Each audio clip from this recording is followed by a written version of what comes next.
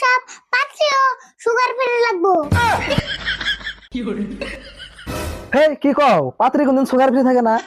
আমি আবার ভাবলাম দেখি যদি সুগার ফ্রি হয়, পাত্রীটাও সুগার ফ্রি হইলে ভালো হতো।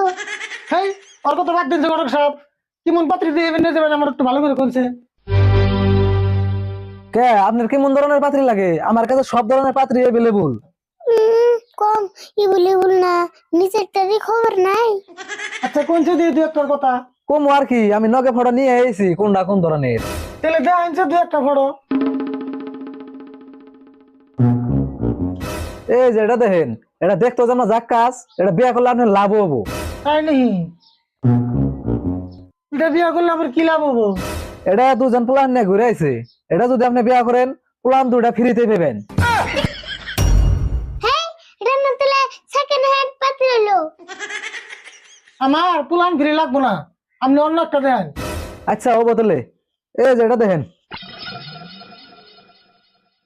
এটা তো মোটামুটি ভালোই আছে। কিন্তু এটার আবার একটা গুণও আছে। কি গুণ আছে কোনছে দি? এটার সব থেকে বড় গুণ হইলো এটা সপ্তাহে একদিন করে বিছনায় মুতে। হেই কি কোন, বিছনায় মুতলে মুতর কাপড় ধুইব কারা? কে তুমি দিবে? আমার তোর খায় কাম না, আমি মাইসের মুতর কাপড় ধুইবার যাবো।